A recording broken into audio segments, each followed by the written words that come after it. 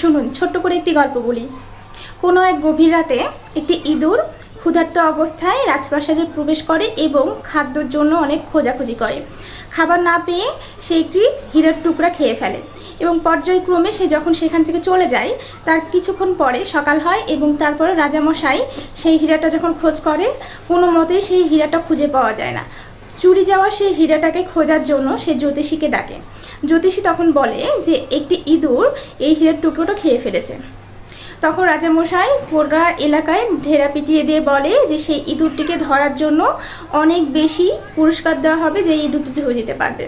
তখন বিভিন্ন রকমের মানুষজন, বিভিন্ন ওঝারা আসে ইঁদুরটিকে ধরার জন্য এবং ইঁদুরটিকে ধরার ক্ষেত্রে যখন যায় সেই ওঝা দেখতে পায় অনেকগুলো ইঁদুর একসঙ্গে রয়েছে এবং তারা একসঙ্গে দলবদ্ধ হয়ে রয়েছে। শুধুমাত্র একটি ইঁদুর যে কিনা একটু দূরে যে একা অবস্থান করছে উঁচু একটা জায়গায় এবং তাকে দেখে মনে হচ্ছে সে রাজার বেশে রয়েছে।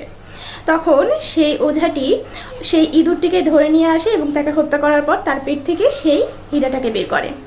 তারপরে যখন রাজামশাইকে দেয়, রাজামশাই তখন সেই ওঝাকে একটা প্রশ্ন করে যে তুমি কিভাবে বুঝলে এতগুলো ইঁদুরের মধ্যে শুধুমাত্র এই ইঁদুরটির পেটে হীরা রয়েছে?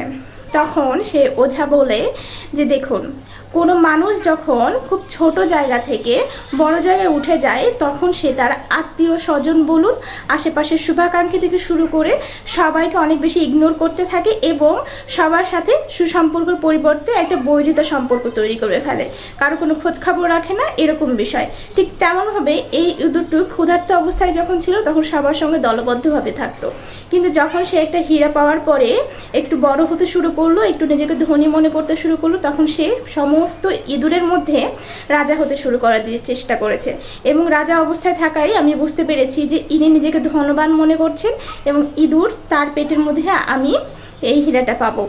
সেক্ষেত্রে একটা কথা এখানে আমাদের নীতিবাক্য হচ্ছে কি এই গল্পটির মাধ্যমে, যে যখন হুট করে কোনো মানুষ ধনী বা বিত্তবান হয়ে যায় তখন তার মধ্যে অনেক বেশি পরিমাণে অহংকার চলে আসে এবং অনেক বেশি পরিমাণে অন্যদেরকে হেয় প্রতিপন্ন করে।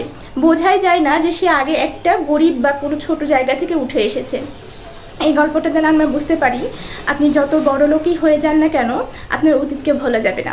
আপনি যারা আত্মীয় স্বজন রয়েছে, আপনার শুভাকাঙ্ক্ষী রয়েছে, তাদেরকে সবাইকে নিয়ে দলবদ্ধভাবে বাস করাটাই আমাদের মানুষের জন্য প্রযোজ্য। সেই কারণে আমরা সবাই চাইবো যে যত বড়ই হয়ে যায় না কেন আমাদের আশেপাশের মানুষদের জন্য একটু হলেও শুভাকাঙ্ক্ষীর যে আভাসটা রয়েছে সেটা যেন বজায় থাকে।